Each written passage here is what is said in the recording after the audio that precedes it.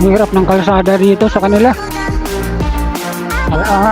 Pang-isahan lang. Doon sa kurbada pa naman, bawat kurbada dito pang-isahan lang mga sasakyan.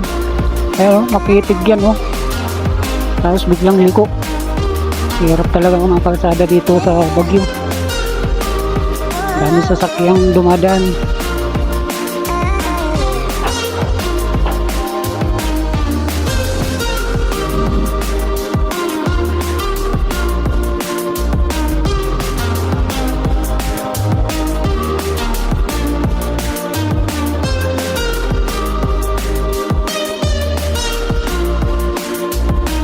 Yan, good evening mga ka-explore.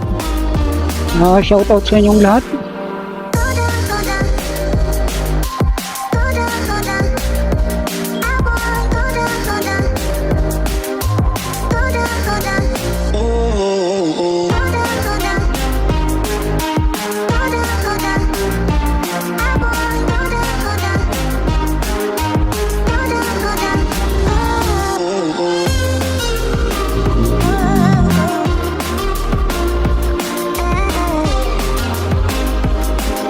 Mga ka-explore, pakiyan na rin kahit mayroon tayong kaibigan si Eli Andy. Ayan, pakipalo nyo na lang sa Facebook nya. Ayan, at aking kaibigan po yun, si Eli Andy.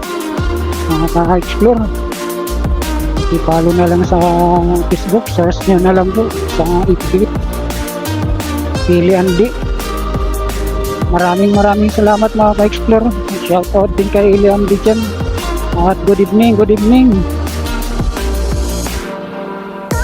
ka-explore.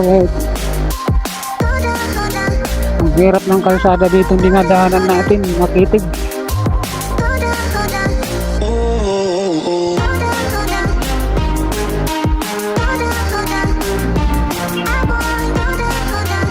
Tapos nagpakaparada pa sa gilid yung kalano. Mga sasakyan, lalo na paggabi na magdamag.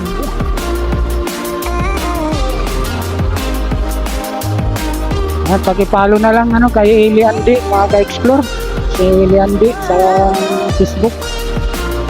Pakipalo niya na rin, pag-like. Ayan, shoutout sa inyong lahat mga ka-explore. Sa traffic tayo, sa maliit na makitig na mga daan ng kalsada dito sa Baguio, sa Pingit, Dreamland.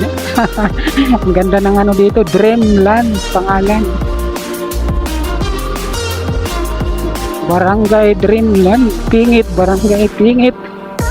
Ang ganda ng pangalan, pero ang daan hindi maganda, masikip. Masikip ang daan ng Dreamland. Sa taas ito ng bundok mga ka-explore, ubos ang gasolina dito pagpakyat, puro pakyat. Ngayon naman pababa tayo, pababa.